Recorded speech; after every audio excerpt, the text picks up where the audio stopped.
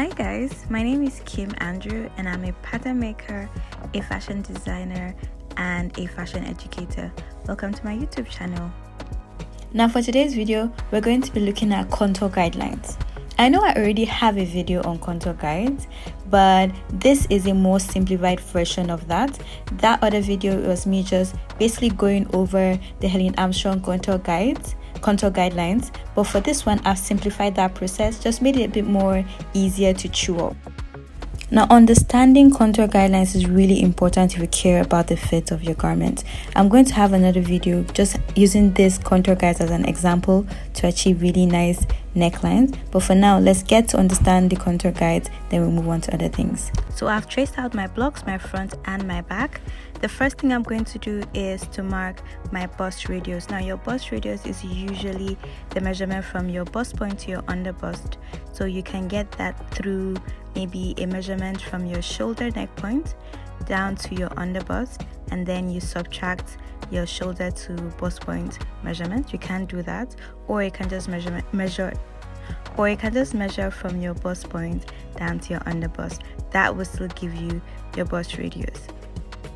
Now for mine, I'm using 8 cm. 8 cm is usually the standard measurement for B cups, but the bigger you are, the more your measurement is. So you would see maybe between a 9 and a 10 for like D cups and above. To draw your circle or to draw your radius, because it is a circle, you can use a compass or you can measure as I am measuring right now. Now mine is not really showing, so I'm going to use a sticker to just outline the circle properly. Now starting with the front, I'm going to show you certain positions we're going to be addressing. The first being the mid-shoulder bust. So your bust radius, remember your bust radius is a guide for where your bust falls. And so the mid-shoulder bust is a contour guide that happens above the bust along the mid-shoulder line. Then the next is the center front bust. So that bust line, the center front, that's your center front line, we have a little bit of gaping that we take out of that position. And then we also have the mid shoulder. This, when you're cutting out into a neckline, you're going to have to take that always. And then the underbust, which is the contouring for underbust shaping, and we also would have along the armhole, which takes care of the contouring when you're not putting a sleeve on your garment. Now for the back, we're going to have our back shaping. For the back, we don't really have a lot that we're doing, right? So our back shaping, we'll do the mid shoulder and we'll extend our dart to take away any gaping around that mid section of the back. So we're going to start with the mid shoulder bust. So this measurement happens along the bust radius and it's at the middle of the shoulder. Total measurement is 2.5 cm. So I'm going to split that into two on either sides of my dart. So the first marking that I have is 1.25, the second 1.25. Now I'm going to mark this on the bust radius, right? Mark it, and then I would square it straight down to the bust point on either side.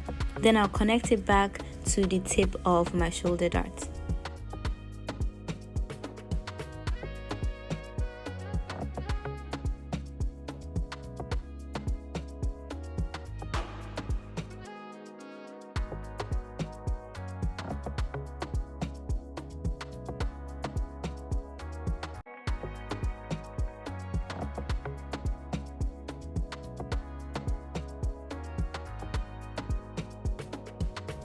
Now this diamond shaped dart is my contour excess. So this basically shows me what amount of excess I need to take out with the kind of neckline I'm working with. If I'm cutting into the neckline, wherever my neckline stops, this serves as a guide, right? This is a guide for my excess. I will be showing you how you can use this in another video with necklines, but for now, just keep that in mind that this is a guide. So the next is the center front bust contour. After squaring a line from my center front through my bust points, I'm going to now take a measurement of 2 cm total, 1 cm over the line and 1 cm under the line for my center front bust contour. So this takes into consideration any plunge neckline, anything that is going to the bust point or beyond the bust point in depth, right? So that's what this contour does for us.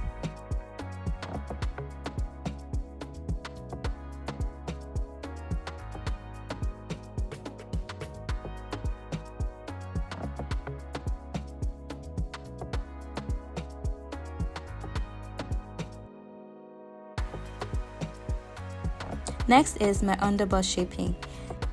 Now the standard measurement is 2 cm, 1 cm on either side of the dart legs, but this is when you're working with ready to wear or you don't have someone's actual measurement.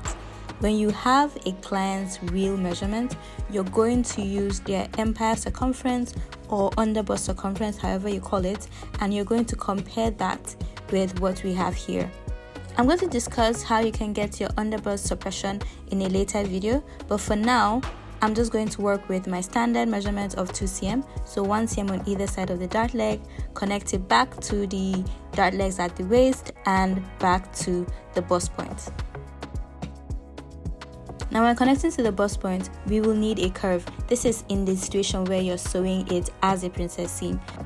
First, you're going to measure 2 cm down from the bust point along the middle dart leg, and then with your curve, you're going to connect from the bust point to the 2 cm down to the underbust suppression. You use a concave curve to achieve this, and you also do the same for this other side. So your curve for this other side, however, you don't need the curve to be so curvy.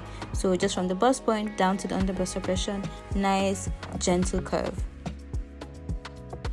The fourth guide is the armhole contour. So this is because this block has ease along the armhole for inserting sleeves. That's why this happens. So what you would do is measure your armhole, mark about 1/3 of that measurement, and then from that point connect back to the bust point. Now our total ease or standard ease that we're going to use is 1.5 cm. Now this might vary depending on bust, how big the person's bust is, but as a standard we're just going to use the 1.5 cm. So this is taken from the armhole and then connected back to the bust point.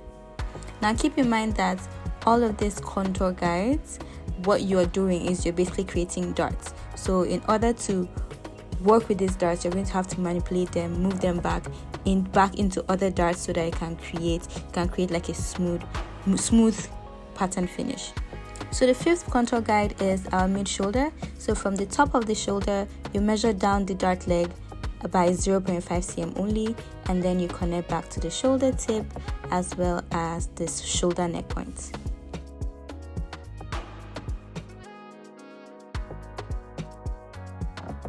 Now all of these contour guides are made so that you can have a better fit to your garment. Usually when you have these issues is when you're cutting into your block to create various necklines, right? So that's when most of these contour guides are going to apply, and I'm going to show you in another video just an example or two on how you can actually use these contour guides and make your neck fit a lot better. Now let's move on to our back. Now for our back contour, we're going to have some similarities with the front, starting with the mid shoulder. So along my shoulder dart, I'm going to measure 0.5 cm down along the dart leg and then connect back to my shoulder neck point as well as my shoulder tip.